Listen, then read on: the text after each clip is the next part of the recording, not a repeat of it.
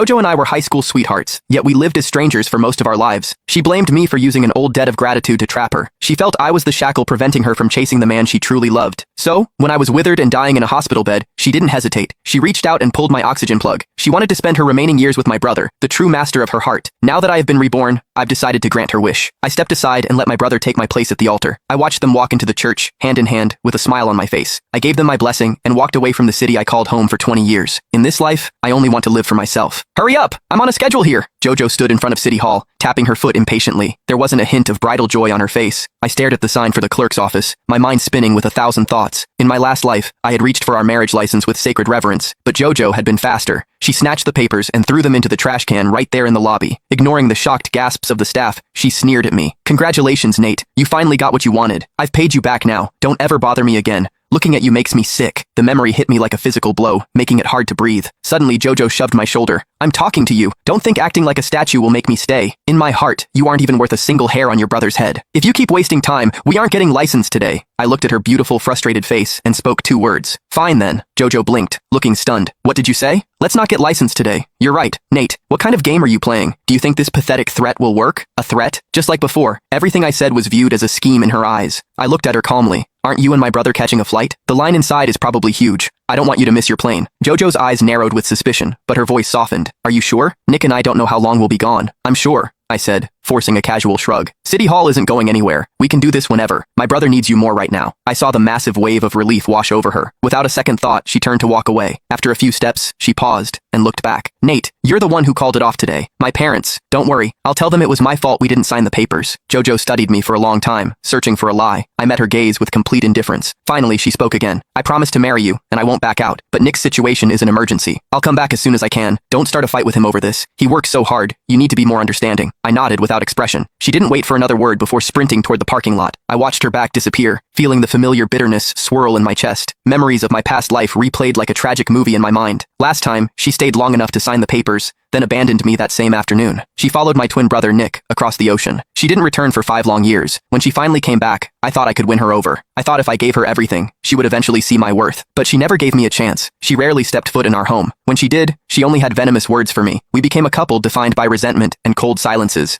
In the end, she was the one who signed my do not resuscitate order without blinking. As I lay dying, she stood by my bed with ice in her eyes. Nate, you used that childhood accident to tie me down for a lifetime. I hate you. I just want to spend what's left of my life with Nick. If there is a next life, I hope I never have to see your face again. Her final words echoed in my ears. I slowly unclenched my fists. This time, I won't let history repeat itself. JoJo, if you love my brother that much, you can have him.